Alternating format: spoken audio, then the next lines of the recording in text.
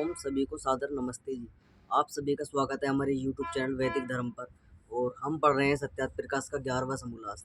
11वें समोल्लास के अंदर आज हम चर्चा करेंगे दो ऐसे संप्रदायों के विषय में जो मध्य काल के समय चले और उनके क्या क्या विशेषता है और क्या क्या उनके विषय में सत्यार्थ प्रकाश में ऋषि दयानंद ने लिखा है। तो वो कौन कौन से संप्रदाय हैं हम आज विशेष चर्चा करेंगे। दादू मत के विषय में और राम स्नेही मत के विषय में विस्तार से चर्चा करेंगे कि क्या है ये और क्यों चलाए गए। तो जैसे कि ऋषि दयानंद ने सत्यार्थ प्रकाश के 11वां समोल्लास पूरा का पूरा जो सारा सत्यार्थ प्रकाश का 11वां समोल्लास है, ये सभी मतांतर जो भारत के अंदर पनपे उनके विषय में लिखा गया है। तो हम इससे पूर्व चर्चा कर चुके थे पौराणिकों के मत के विषय में, और हमने पढ़ लिया है नानक देव का जो पंथ था सिख पंथ के विषय में भी हमने पढ़ लिया। आज हम चर्चा करेंगे जो दादू पंथ जो कबीर के नाम से प्रसिद्ध है राजस्थान के अंदर। दो ऐसे पंथ जो दोनों के दोनों जो वर्तमान का राजस्थान है, प्राचीन राजपूताना, उसमें चले थे। तो उनके क्या विशेषता रही और क्या उनका कारण रहा चलने का, विशेषता उनकी किस प्रकार से जो मान्यता है समाज के अंदर वो क्या है। तो हम विस्तार से दोनों के आज इस प्रकार से चर्चा करेंगे।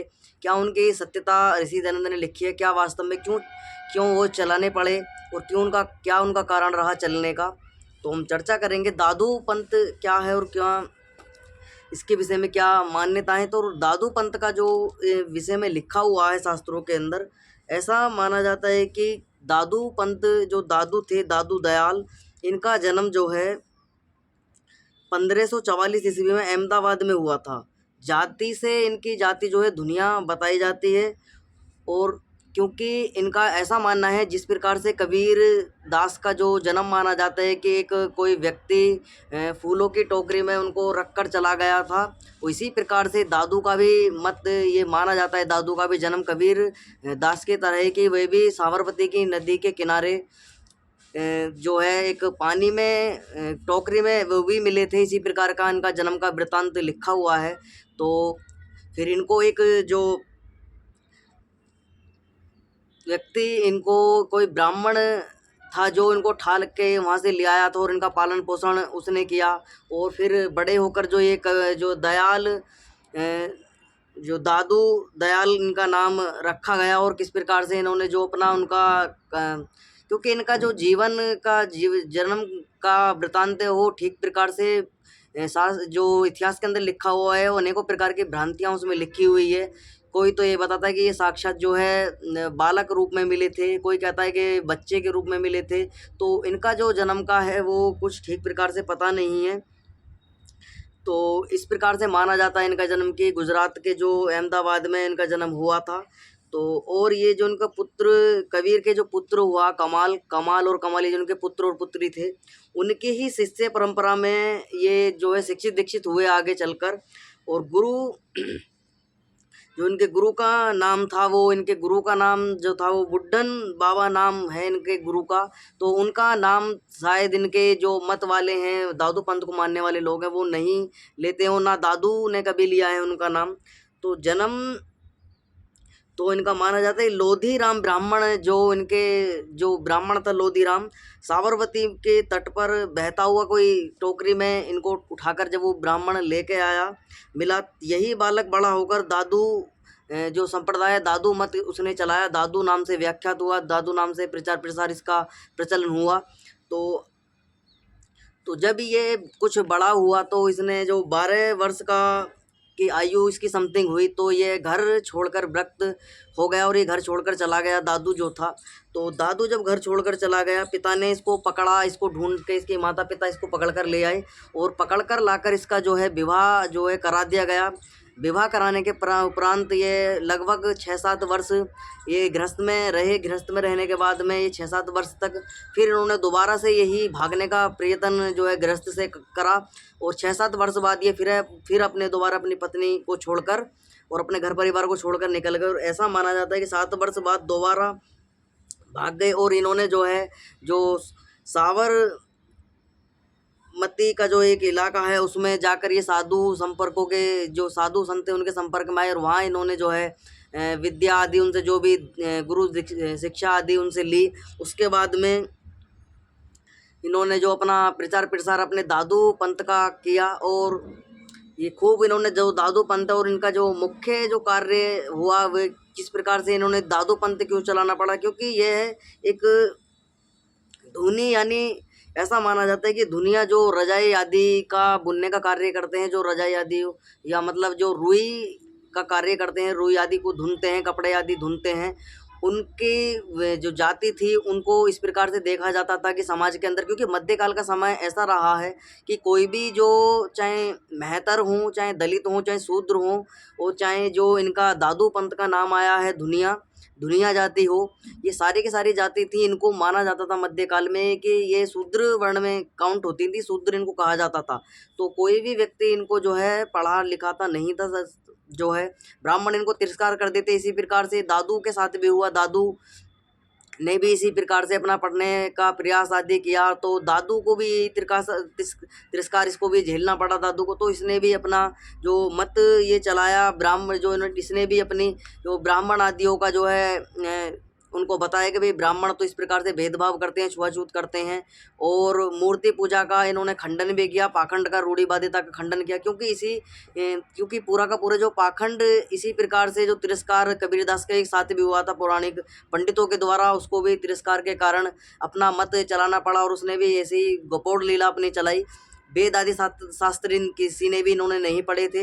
ऐसे ही जो दलितों के द्वारा वैष्णव मत चला था, उसने भी इसी कारण, जो पौराणिक लोग थे उनकी गलतियों के कारण जो उन्होंने उसको वेद आदि सत्य शास्त्र पढ़ाने से मना कर दिया था, उसने भी अपनी अनाड़ी पने में जो इस प्रकार से इनका खंडन करने के लिए जो अपना मत खड़ा किया था, लेकिन वो पुनः ही कैसे इनके मत जो खंडन के लिए खड़े हुए और कैसे विरोध के लिए, पाखंड का खंडन करने के लिए खड़े हुए थे, किस प्रकार से कुचक्र में अपने वापस यही संप्रदाय इनके चलाए हुए किस प्रकार से एक पाखंड का रूप ले लेते हैं।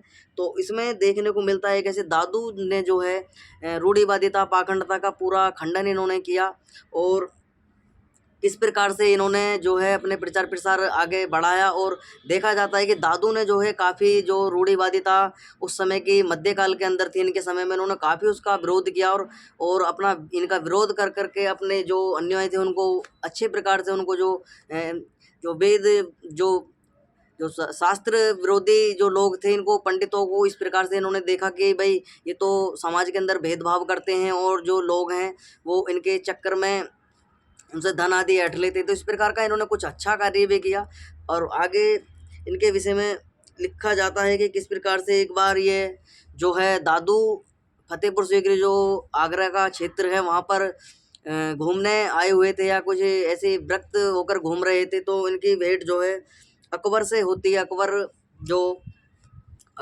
राजा अकबर था, मुगल शासक। तो वह इनसे कुछ प्रसन्न करता है, वो प्रसन्न अल्लाह के विषय में करता है, और अल्लाह के विषय में इनसे पूछता है कि भाई अल्लाह कैसा है। तो यह बताते हैं इसका, तो अल्लाह के विषय में बताते हैं, इश्क है अल्लाह, अल्लाह की जाति, इश्क अल्लाह का अंग, इश्क है अल्लाह, अल्लाह का जो इस प्रकार से इन्होंने बताया कि अल्लाह इक्स है, अल्लाह का रंग भी अल्लाह इक्स रंग के बराबर है, अल्लाह जो है ओजुल रंग है। इस प्रकार से इन्होंने कुछ उसका बताया कि भाई अल्लाह मोहब्बत के जैसा है, अल्लाह का रंग इश्क के जैसा है, अल्लाह जो है इश्क जैसा है, ओजुल जो अल्लाह का जो अल्लाह इस प्रकार का है, मोहब्बत आदि के इन्होंने उसको किससे बताया अकबर को। तो इस प्रकार से जो अकबर की वार्तालाप भी हुई।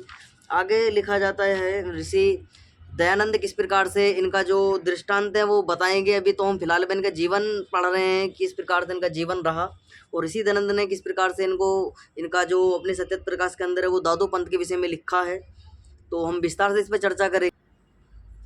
तो इसी प्रकार से बताया कि भाई इश्क अल्लाह की जाति है, इश्क अल्लाह का रंग है, इश्क ही अल्लाह का वजूद है, इश्क ही रंग है। इसी प्रकार से उसे अकबर को इसने बताया दादू ने। फिर इनकी शिष्य परंपरा आगे चली, और किस प्रकार से इनके जो ऐसा माना जाता है कि दादू के 152 उनके प्रमुख शिष्य थे, उनमें से 52 जो है व्रत यानी कि अतरंग यानी इस प्रकार के जो अलबेले शिष्य होते हुए थे। इनके चेले गुरु दीक्षा नहीं देते थे, तो इनके जो चेले थे, जो उनको वो किसी को गुरु दीक्षा आदि नहीं देते, जो इनके चेले चपाटे थे, लोगों को त्याग और प्रेम का जो पात्र सुनाते थे, उनको पाठ पढ़ाते थे और लोगों को अपना पास शिष्य जो है पास उनको बुलाते थे, शिष्य इसी रूप में स्वीकार करते थे। लेकिन गुरु जो दक्षिणा जो गुरु शिष्य जो होती है, जो गुरु की दीक्षा होती है, उस प्रकार की दीक्षा नहीं देते थे।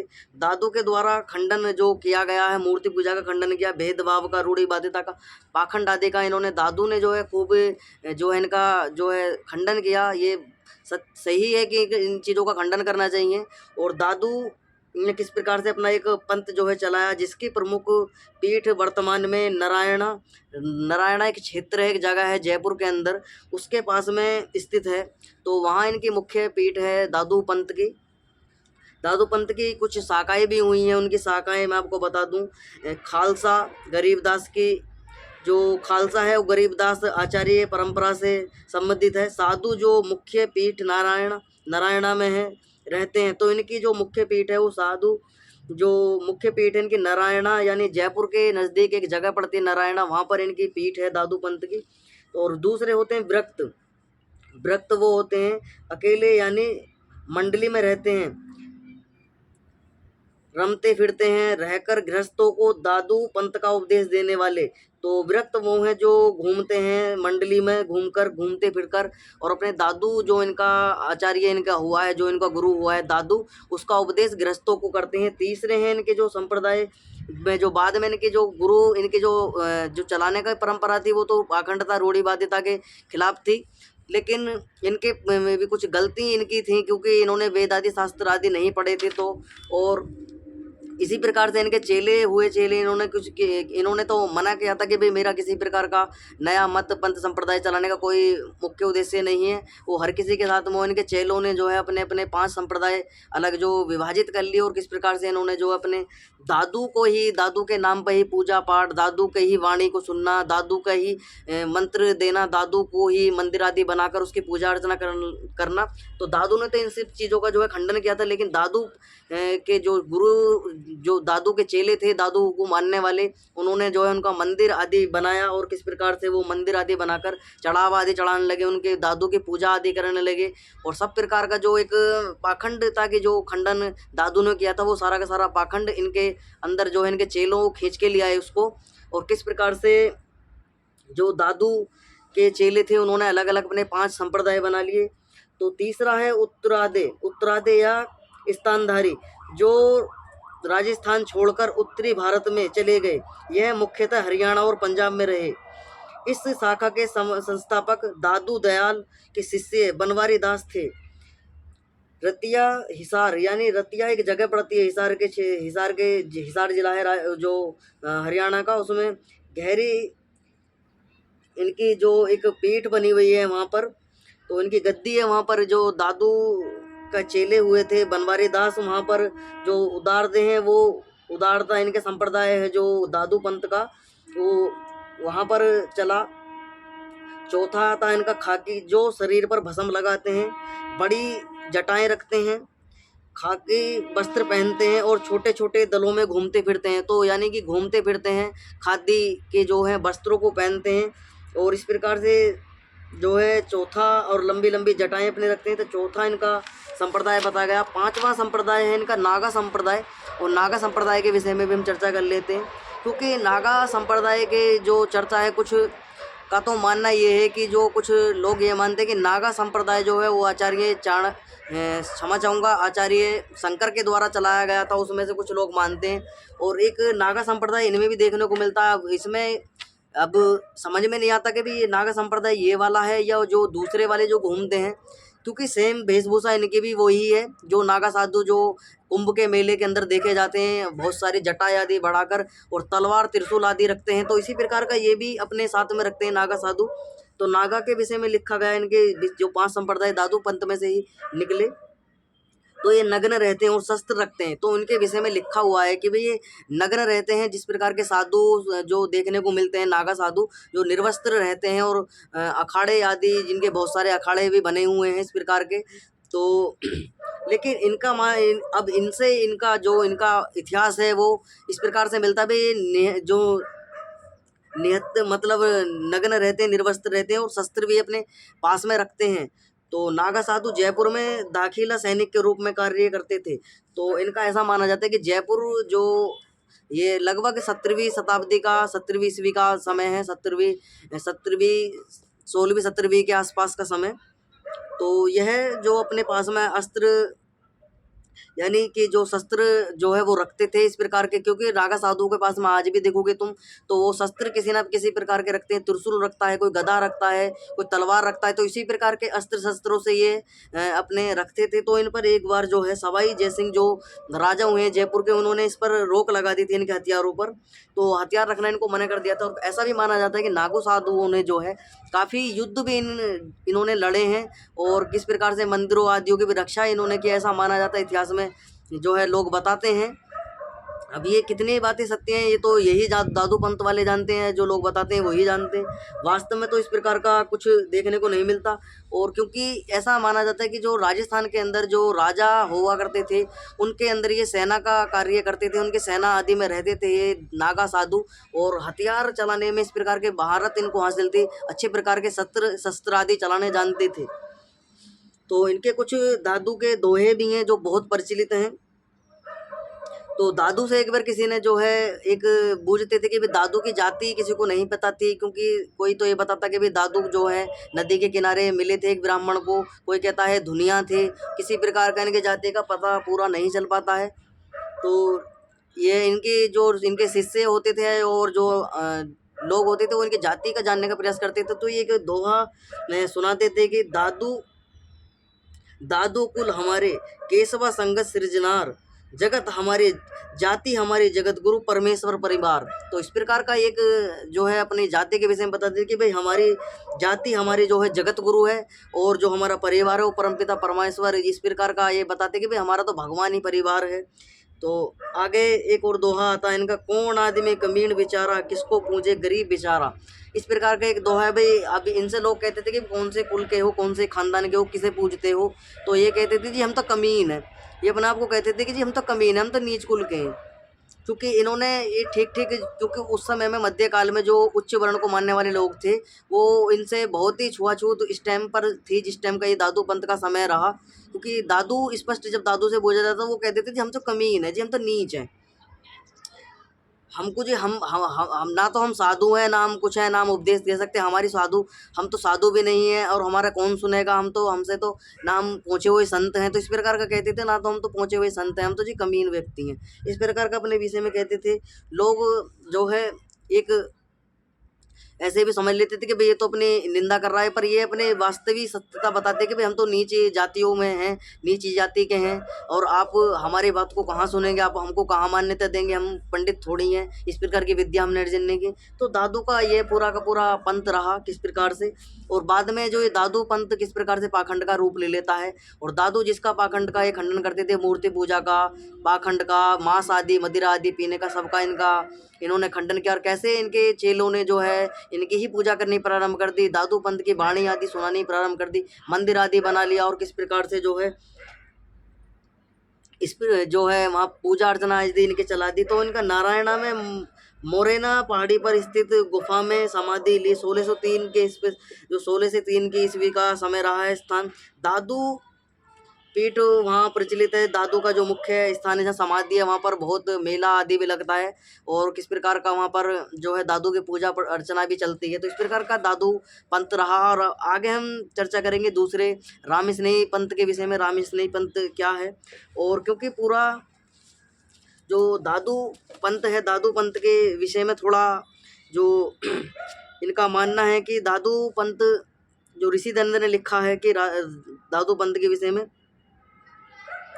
तो ऋषि दंड लिखते हैं कि भाई दादू जो हुआ है, जो लोग ये पूछते हैं कि दादू पंथ तो जी बहुत अच्छा है, तो ऋषि दंड बताते हैं कि दादू अच्छा तो वेद का मार्ग है। अगर आप वेद मार्ग को चुनेंगे तो आप किसी भी पाखंड, क्रोधी, अंधविश्वास या किसी प्रकार की रूढ़िवादिता में आपको कोई नहीं फंसा सकता अगर आप वेद मार्ग को चुनेंगे, वेद में दीक्षित होंगे।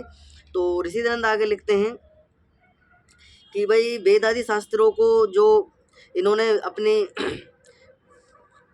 आगे लिखते हैं ऋषि दयानंद सरस्वती, किस प्रकार से इन्होंने इसके विषय में ऋषि दयानंद ने लिखा है दादू पंत के विषय में। क्योंकि हमने अभी इनका जीवन चरित्र ही पढ़ रहे थे, अब चर्चा करेंगे हम दादू पंत के विषय में। दादू पंत के विषय के जो विचार हैं ऋषि दयानंद ने वो किस प्रकार।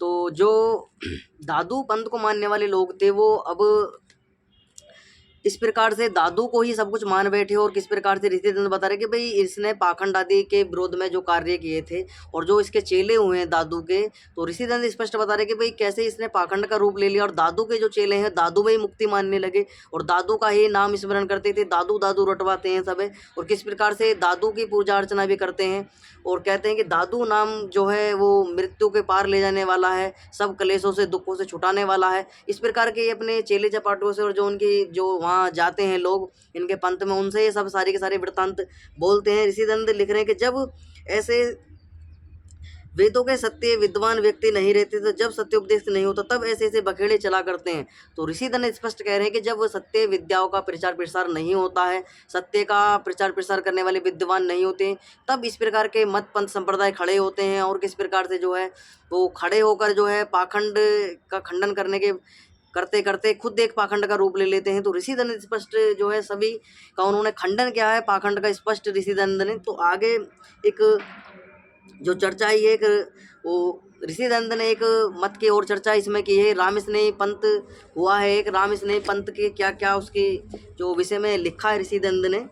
तो राम स्नेही जो राम चरण का नाम का एक व्यक्ति हुआ है जिसका जन्म 1719 के ईस्वी के आसपास जयपुर नरेश जो जयपुर का क्षेत्र है, यानी मेवाड़ का जो इस प्रकार का जो वहाँ का मेवाड़ का जो क्षेत्र है, मेवाड़ के क्षेत्र में ही रामचरण नाम के व्यक्ति का जन्म हुआ था। और वहाँ पर किस प्रकार से उसने अपना जो नया इस प्रकार से मत चलाना प्रारंभ करा, किस प्रकार से जो पहले एक राजा जयपुर के जो राजा हुए हैं, जयपुर के राजा के यहाँ पर वो मन जो कार्य आदि करते थे किस प्रकार से, और किस प्रकार से उनको ऐसा बताया जाता है कि उन्होंने कार्य करते हुए व्यक्ति हो गए और साधु बाद में वो बन गए। साधु बनने के बाद में उन्होंने जो है सन्यासी ग्रहण कर लिया तथा संत दास का जो शिष्य जो संत दास था कृपाराम, उससे जो है गुरु दक्षिणा इन्होंने ली।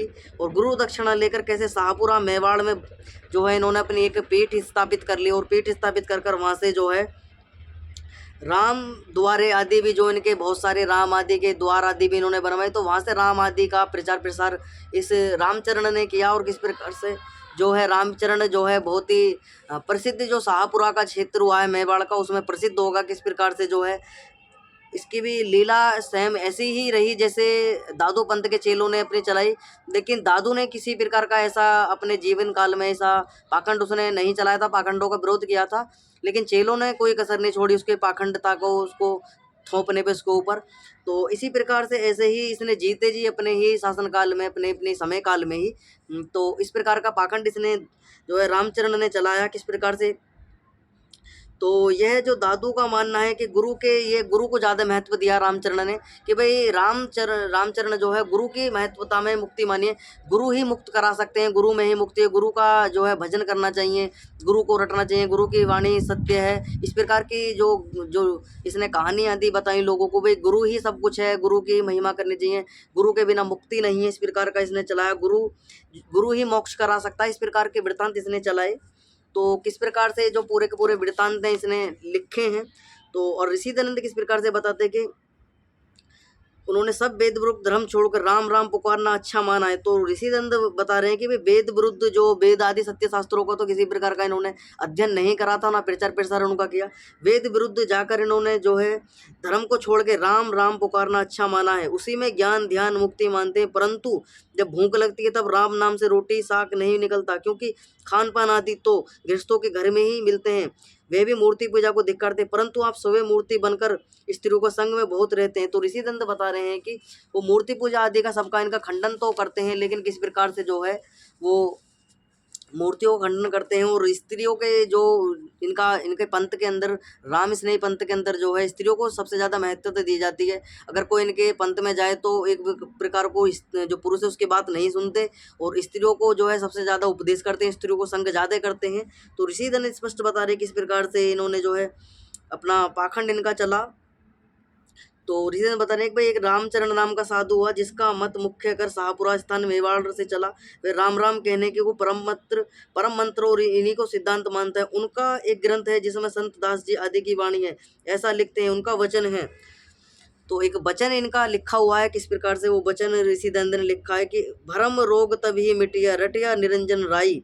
तो भरम जो भ्रांतियां हैं उनका रोग तभी मिट सकता है जब निरंजन आदि का तुम रटन करोगे।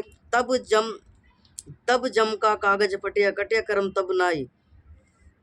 तो जब ये कह रहे हैं, इसका कहने का अर्थ ये है, जब जो इस प्रकार के जो दुख हैं, इस प्रकार के जो जो आपके दरिद्रता आदि है और किस प्रकार के संकाति भ्रम के जो आपके स्थिति बनी हुई है, तब तक आप जो है निरंजन यानी कि राम आदि इनका जो है गुणगान नहीं करेंगे, गुरु की आज्ञा का पालन नहीं करेंगे, गुरु की वाणी का ध्यान नहीं करेंगे, तो इस प्रकार से आपका दुख जो है वो हट नहीं सकता है। अब बुद्धिमान लोग विचार लेवे कि राम राम करने से भ्रम जो कि अज्ञान है वह तो किस प्रकार छूट सकता है। ऋषि दयानंद स्पष्ट खंडन करते हैं। ऋषि दयानंद की जो वाणियों कठोर है, थोड़ी अपनी भाषा में मैं आपको बताने का प्रयास करूंगा। तो इसने अनेकों प्रकार से जो है मंत्र आदि इन्होंने सुनाए, श्लोक आदि भी राम स्नेही वालों ने दिए। तो किस प्रकार से इसने भी खंडन आदि किए, मूर्ति पूजा का खंडन किया, तीर्थ यात्रा और देवी उपासना, कन्या विग्रह आदि, हिंदू मुस्लिम। तो एक इनके मध्य एक राम स्नेह के पंथ में एक बहुत ही बड़ा जो षड्यंत्र मान लो या कुछ भी जो उसके नाम पर हुआ, हिंदू मुस्लिम की एकता के नाम पर, कि इनका मानना है कि भाई राम और जो राम का नाम है रा और मैं, रे से तो राम होगा और मैं से मोहम्मद, यानी जो मुसलमानों का जो इनका मोहम्मद है मुसलमानों का, तो राम नाम से दोनों के नाम ही आ जाते हैं, मोहम्मद का भी और राम का भी, इस प्रकार का इनका मानना। और इन्होंने भेदभाव का जो थी हिंदू मुस्लिम के अंदर वो भेदभाव का खंडन आदि किया। लेकिन मध्यकाल के अंदर जो लोग अपने आप को नीच इस प्रकार प्रवृत्ति का मानते थे वो लोग, तो क्योंकि जब इस प्रकार का दृष्टांत इन्होंने देना प्रारंभ कर दिया तो जो नीच मानते थे अपने आप को लोग, धर्मांतरण यहाँ काफ़ी ज़्यादा देखने को हुआ। क्योंकि जब इन्होंने इस प्रकार का वृत्तांत चला कि भाई हिंदू मुस्लिम सब एक है, क्योंकि जो हिंदू जो जिनको नीच माना जाता था उनके पास जो नीच जिनको माना था, थोड़ी अशुद्धता उनके पास होती थी, उनमें अशुद्धता होती थी। तो और अशुद्धता के कारण ही जो मुसलमान आदि हैं इनके, क्योंकि ये भी मांस भक्षण आदि करते हैं, जो अपने आप को दलित आदि मानते थे, ये भी इन प्रकार की क्रिया इनके अंदर होती थी, मांस भक्षण आदि। और तो इस प्रकार का इन्होंने दोनों को जो मिल जोड़ कर जो हमारे दलित लोग थे, जो दलित संप्रदाय को मानने वाले व्यक्ति थे, जो बड़े जो अपने आप को उच्च मानते ब्राह्मण क्षत्रिय वैश्य आदियों के द्वारा जब इनको धुतकार दिया जाता था, किस प्रकार से इनका धर्मांतरण हुआ। और ये किस प्रकार से जो मध्यकाल के समय में लाखों करोड़ों लोग जो है धर्मांतरित होकर मुसलमान बन गए। तो ये सारा का सारा हिंदू मुस्लिम की, क्योंकि इनके अंदर जो प्रेम भाव की भावना से भाई भाई का जो इनके अंदर दिखाया गया है प्रेम, राम स्नेही जो रामचरण हुआ है उसके द्वारा जो इनके भ्राता का प्रेम, एक प्रकार का इनका जो गठजोड़ कराया गया, उस प्रकार से कितने लोग जो है धर्मांतरित हो गए थे। तो मध्यकाल में इस प्रकार के जो है रहा। तो इन्होंने काफ़ी जो मांस मदिरा आदि का जो है खंडन आदि किया और किस प्रकार से लोग जो है मुसलमान आदि भी बने। मध्यकाल में काफ़ी प्रचलित मुद्दा रहा, क्योंकि मध्यकाल का समय ऐसा रहा है मुगलों का, क्योंकि जितने भी पौराणिक मत को मानने वाले लोग थे और डर के कारण या भय के कारण या किसी भी प्रकार से लालच के कारण जो है बहुत अधिक मात्रा में उनका जो धर्मांतरण हुआ। और ये जितना भी आज देखते हो, जितनी भी ये बहुसंख्यक मुसलमानों का बहुसंख्या आप देखते हो, ये सारे के सारे मुसलमानों की बहुसंख्या ऐसे ही इतनी नहीं हुए, सारे के सारे कन्वर्टेड हुए हैं। जो कभी हिंदू हुआ करते थे और छुआछूत, जिनको लोग ब्राह्मणों के द्वारा क्षत्रियों के द्वारा इस प्रकार से जो अपने आप को नाम मात्र के ब्राह्मण मानते थे, क्षत्रिय मानते थे, जिनके कारण इनका तिरस्कार हुआ। और जो इन्होंने अपने तिरस्कारता के कारण अपने इस मत को छोड़कर वैदिक मत को, हिंदू मत को छोड़ दिया और किस प्रकार से जो इनको गले लगा लिया गया मुसलमानों के द्वारा, और कैसे शिक्षित उनमें हो गए, दीक्षित हो गए, मुसलमान मत इन्होंने स्वीकार कर लिया।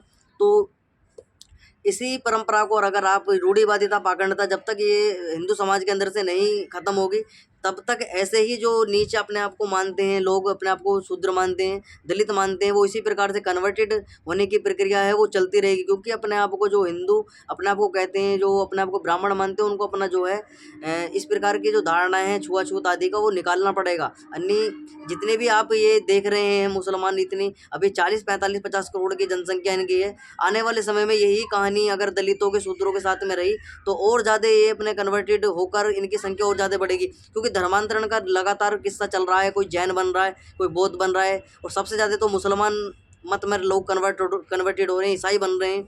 तो इस प्रकार का कन्वर्जेशन जो है वो लगातार चलता रहेगा अगर इसी तरह ही पाखंडता रूढ़िवादिता चलती रही।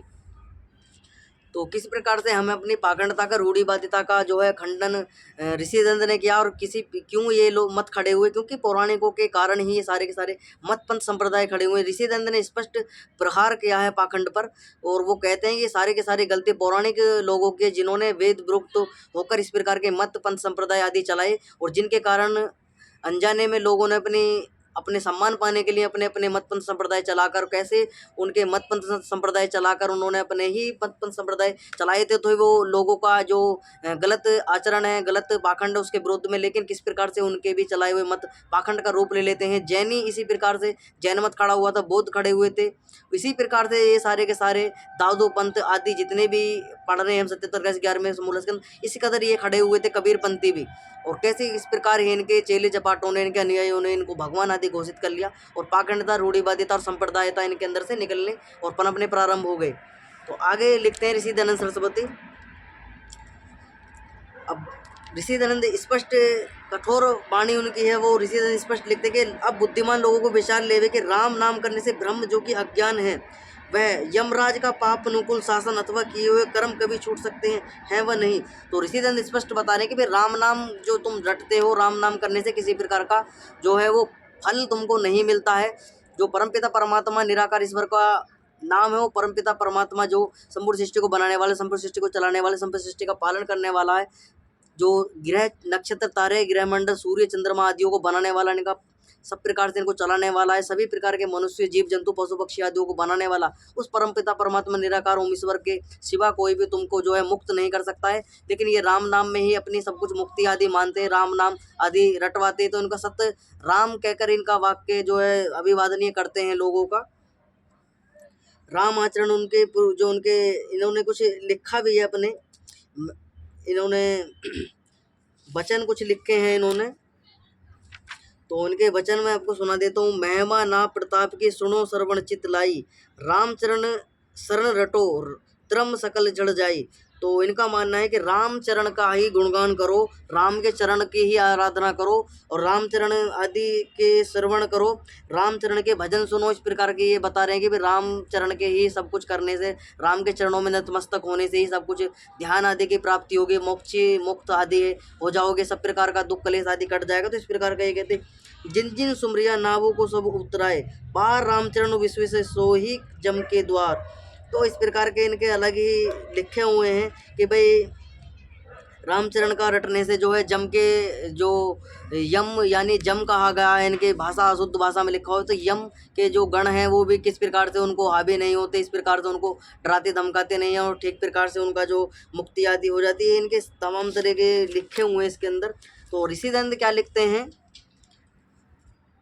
इन्होंने अपने मत पंथ सा इनके कुछ मंत्र भी हैं जो गुरु मंत्र ये बोलते हैं और जो देते हैं अपने। इन मंत्रों से नाथों का मंत्र नाम शिवाय, खाकियों का मंत्र नरसिंह नमा, राम बातों का जो मंत्र है श्री रामचंद्राय नमः अथवा सीता राम अभ्याय नमः, कृष्णोपासकों का जो गुरु मंत्र है श्री राधा कृष्णाभ्याय नमो, नमो भगवताय वासुदेवाय, और बंगालियों का है गोविंद राय नमः। इन मंत्रों को कान में पढ़ने मात्र शिष्य कर लेते हैं, और ऐसी ऐसी शिक्षा करते हैं कि बच्चे तूंबे का मात्र पढ़ लें। तो अब एक मंत्र और लिखा है ऋषि दयानंद ने किस प्रकार से इनका विषय में, जल पवित्र स्थल पवित्र और पवित्र कुआ, शिव कहे सुन पार्वती तूंबा पवित्र हुआ। अब पता ना किस प्रकार के इन्होंने लिखे हुए हैं इसके अंदर, जल पवित्र स्थल पवित्र है, जल पवित्र है कुआ, शिव कहे सुन पार्वती तूंबा पवित्र हुआ। तो तूंबा जो है इन्होंने लिखा है कि भाई तूंबे का जो तूंबा किस प्रकार का इन्होंने लिखा है कि भाई जो जंगली आदि व्यक्ति होते हैं, इस प्रकार का साधु के विद्वान लोगों के विषय में इन्होंने लिखा किस प्रकार से, यही इन्होंने कुछ अशुद्ध भाषा में लिखा हुआ है। तो ऋषिदंड ने जो इनके अशुद्ध भाषा में लिखा हुआ था वही इनका लिखा है किस प्रकार से। अपने जो है जल पवित्र, स्थल पवित्र, पवित्र है कुआ, शिव कहे सुन पार्वती, तंबू पवित्र हुआ। तो पवित्र जो इनके जो गुरु मंत्र लेने से जो है पवित्र हो जाता है जो व्यक्ति है, इस प्रकार के जो गुरु मंत्र ग्रहण कर लेता है वो पवित्र हो जाता है। तो इस प्रकार का लिखा है। अब ऋषि दयानंद लिखते हैं कि भाई भला ऐसा क्या योग्यता योग्यता जो साधु व विद्वान होने अथवा जगत के उपकार करने की कभी हो सकती है।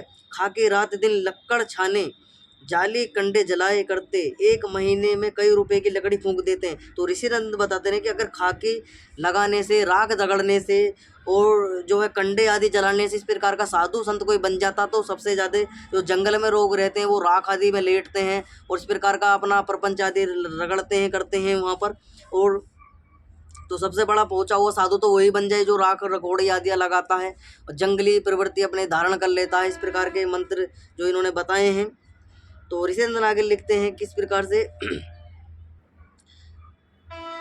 तो लाखों जो रुपए की लकड़ी आदि भी महीने में फूंक देते हैं और कंबल आदि वस्त्र लें तो सत्तास धन से आनंद में रहें। उनको इतनी बुद्धि कहाँ से आवे और अपना नाम उसी धुनी में तपने से तपस्वी धर रख के इस प्रकार तपस्वी हो सके तो जंगली मनुष्य इनसे भी अधिक तपस्वी हो जाएं। जो जटा बढ़ाने, राख लगाने, तिलक करने से तपस्वी हो जाएं तो सब कोई कर सके। ऊपर त्याग रूप भीतर के माँ संग्रह होते हैं। तो इस प्रकार से ऋषि दयानंद लिखते हैं अगर ये, क्योंकि ये जो है अपने एक तपने की विधियाँ भी ये करते हैं जो साधु संत अपने आप को जो बताते हैं कि जी हम जी तप रहे हैं, हम तो धूनी लगा के बैठे अपने चारों माँ आग लगा लेते हैं और बीच में खुद बैठ जाते हैं और धूनी उसको कहते हैं। तो इस प्रकार का ये बताते हैं कि धूनी आदि रगड़ने से, धूनी आदि में तपने से इस प्रकार के जंगली लोग हैं जो जटा भी उनकी बड़ी रहती है, बाल आदि भी खूब बड़े हुए रहते हैं। तो इस प्रकार से वो अगर इसी प्रकार का उनका वेशभूषा उनकी हो तो सबसे ज़्यादा पहुँचे हुए संत तो वो जंगली लोग ही कहे जाने चाहिए उनको।